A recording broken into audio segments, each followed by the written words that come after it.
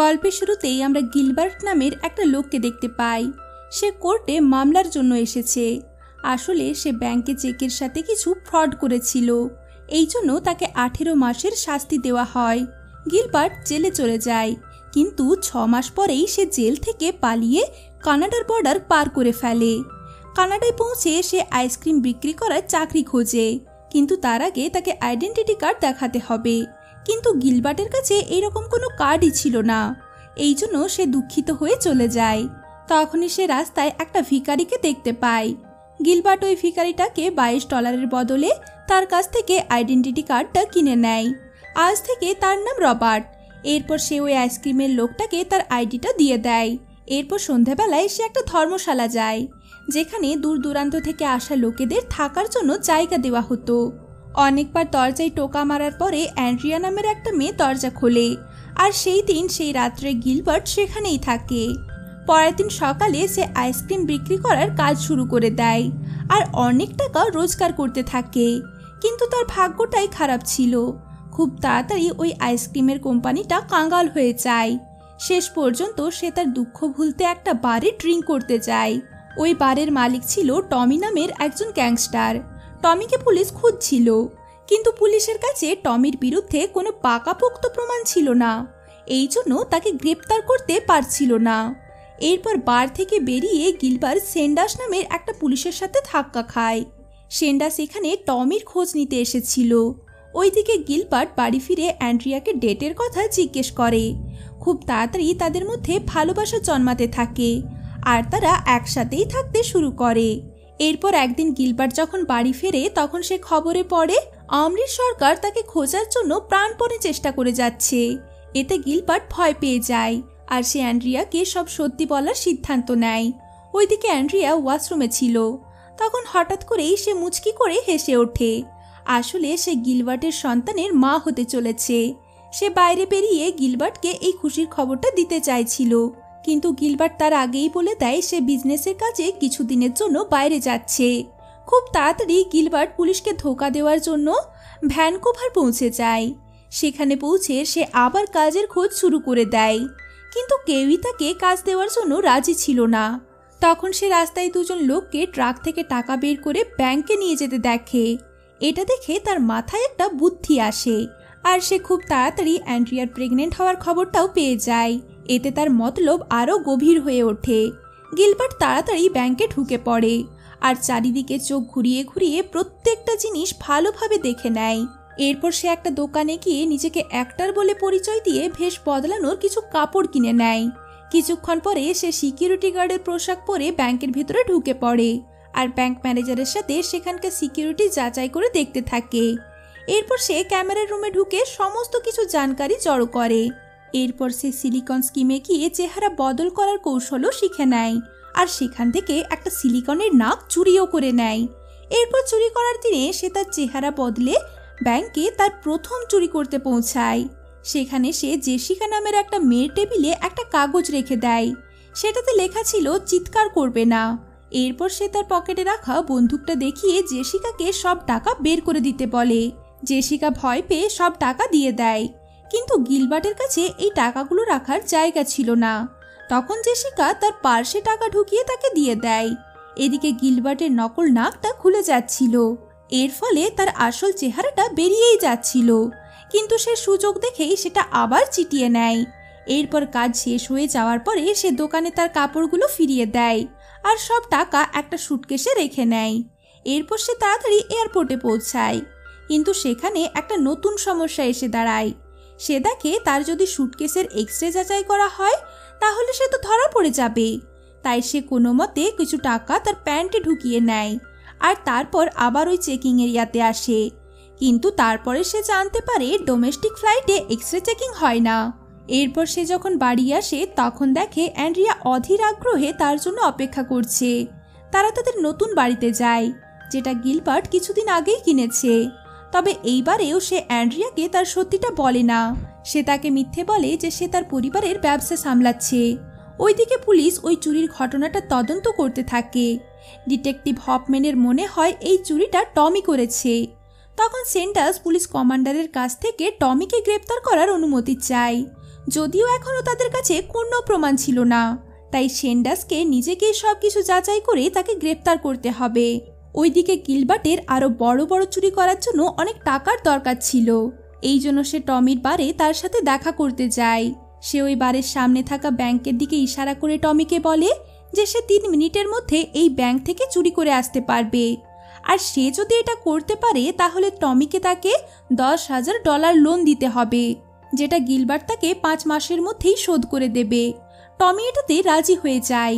এরপর গিলবার্ট ওই ব্যাংকের সামনে যায়, আর কয়েক মুহূর্তের মধ্যেই সে ওয়ার্কারের পোশাক পরে ব্যাংকের ভেতরে ঢুকে যায়, আর 3 মিনিটের মধ্যেই সে টাকা নিয়ে বারের পেছনের দরজা দিয়ে ভেতরে ঢোকে। তাকে দেখে টমি পুরো অবাক হয়ে যায়। আস্তে আস্তে গিলবার্ট এভাবেই তার সাজ পোশাক বদলে বড় বড় চুরি করতে থাকে। চুরি করার পরেই সে ডোমেস্টিক ফ্লাইটে করে অন্য শহরে চলে যেত, যাতে সে ধরা না পড়ে যায়। এতদিনে সে মোটামুটি 36টা ব্যাংক ডাকাতি করেছে। সে এত তাড়াতাড়ি এত বড় লোক হয়ে যায় যে সে অনেকগুলো গাড়ি আর অনেক ঘড়ি কিনে নেয়। এছাড়াও সে বাকি টাকাগুলো তার আলমারিতে খুব সাবধানে রাখত। খুব তাড়াতাড়ি সে ধনী ব্যক্তিদের সাথে উঠা বসা করতে শুরু করে।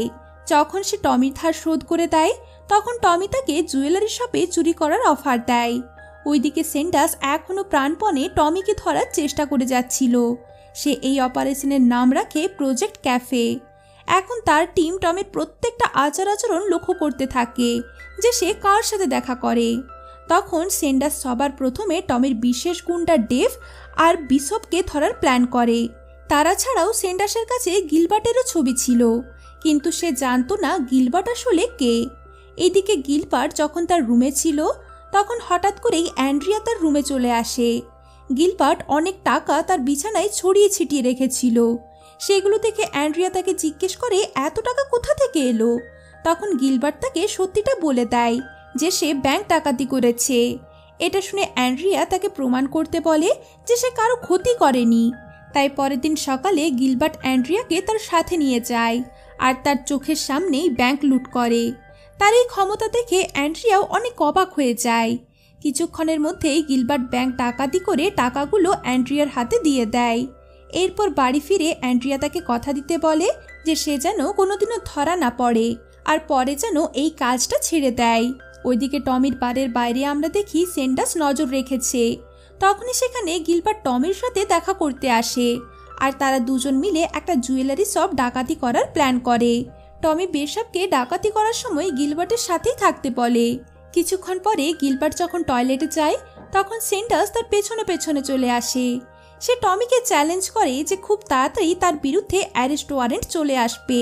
গিলবার্টকে দেখে সেন্ডাসের সন্দেহ হয়, কারণ গিলবার্টের চেহারায় এখনও সিলিকন লেগেছিল। পরে সেন্ডাস সব কস্টিউমের দোকানে ফোন করে যাচাই করে। এরপর রাত্রে হঠাৎ করে সেন্ডাসের কাছে পুলিশ স্টেশন থেকে এমার্জেন্সি কল আসে। পুলিশ একটা লোককে ড্রিঙ্ক করে গাড়ি চালানোর জন্য অ্যারেস্ট করেছে। এই লোকটা আর কেউ না, বরং টমির বিশেষ গুন্ডা ডেভ ছিল। শেষ পর্যন্ত সে ডেভের পেট থেকেই গিলবার্টের সত্যি বের করে নেয়।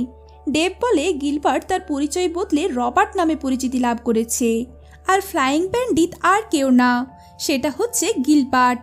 এরপর ডেভ বলে দেয় গিলবার্ট অনেক বড় একটা ডাকাতি করার প্ল্যান করছে। এটা জানার পরে সেন্ডাস তাড়াতাড়ি ওই ডাকাতির এলাকায় পৌঁছে যায়। এখন সে এই কেসটা সমাধান করার জন্য অনেক উৎসুক হয়ে পড়েছিল। সবার প্রথমে সেন্ডাস ওই দোকানদারকে জিজ্ঞেস করে যেখান থেকে গিলবার্ট পোশাক বদলানোর কাপড় কিনত। এরপর সে লোকাল পুলিশকেও জানিয়ে দেয় আজ শহরে চুরি হবে। খুব তাড়াতাড়ি সেন্ডাস সব ব্যাংকের বাইরে পুলিশ পাহারা দিয়ে দেয়। ওইদিকে গিলবার্ট আর বেশপ ক্যামেরা ঠিক করার লোকের বেশ বদলে তাদের কাজে লেগে পড়ে। গিলবার্ট বুঝতেই পারে না বেশ কয়েকজন পুলিশ তার উপর নজর রাখছে। তাড়াতাড়ি গিলবার্ট জুয়েলারি স্টোরে গিয়ে সব জুয়েলারি একটা ব্যাগে ভরে দিতে বলে। ওইদিকে দরজায় বেশপ নজর রাখছিল। তখনই হঠাৎ করে সে সেন্ডাসকে আসতে দেখে। তখন তারা তাড়াতাড়ি সেখান থেকে পালিয়ে যায়, আর খুব জোর বাজান বেঁচে যায়। পরে গিলবার্ট অ্যান্ড্রিয়াকে কল করে সব জিনিসপত্র গোছাতে বলে, কারণ তারা আজকেই এখান থেকে চলে যাবে। ওইদিকে বেশপ আবার টমির বাড়ি চলে আসে। এরপর গিলবার্ট যখন বাড়ি আসে, তখন সে দেখে অ্যান্ড্রিয়ার লেবার পেন শুরু হয়ে গেছে। এখন যে কোনো সময়ই বাচ্চাটার জন্ম হতে পারে।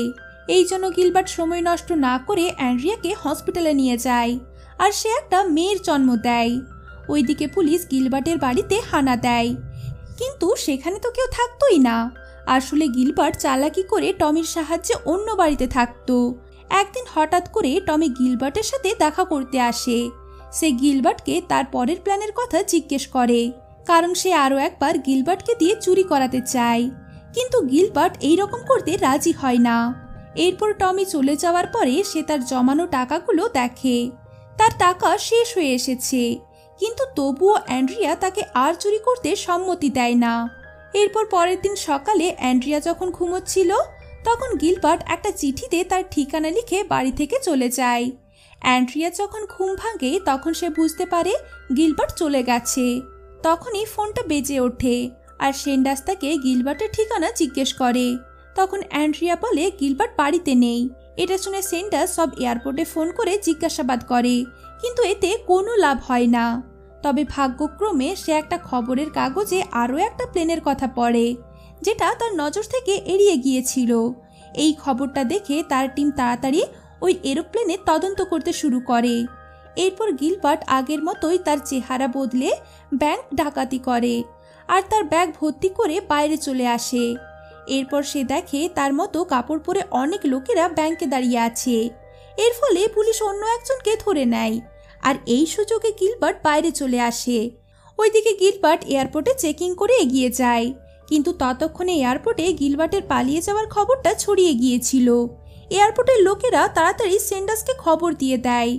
সেন্ডাস গিলবার্টের ফ্লাইটটা থামাতে বলে, কিন্তু হপম্যান বলে সবচেয়ে ভালো হবে ফ্লাইট ল্যান্ড হতেই তাকে ধরে ফেলা। এরপর তারা হেলিকপ্টারে করে তার পিছু করতে থাকে। ফ্লাইট ল্যান্ড হওয়ার পরে গিলবার্ট যখন বাইরে আসে, তখন অ্যান্ড্রিয়া তাকে নিতে আসে। তখনই হঠাৎ করে পুলিশের গাড়ি তাকে চারদিক থেকে ঘিরে ধরে, আর গিলবার্টকে তাড়াতাড়ি অ্যারেস্ট করে নেওয়া হয়। অ্যান্ড্রিয়ার গিলবার্টের উপর অনেক রাগ হচ্ছিল, কারণ সে বারণ করা সত্ত্বেও গিলবার্ট আবার চুরি করেছে। এরপর সে যখন জানতে পারে যে গিলবার্টের আসল নাম পর্যন্ত জানে না, তখন সে গিলবার্টের কাছ থেকে ডিভোর্স নিয়ে নেয়। পরে টমি গিলবার্টের সাথে দেখা করতে আসে, আর বলে সেই তার বিরুদ্ধে পুলিশকে সাক্ষী দিয়েছিল। শেষ পর্যন্ত গিলবার্টকে 59টা ব্যাংক ডাকাতি করার কারণে 20 বছরের সাজা দেওয়া হয়। আর এখানেই এই গল্পটা শেষ হয়ে যায়।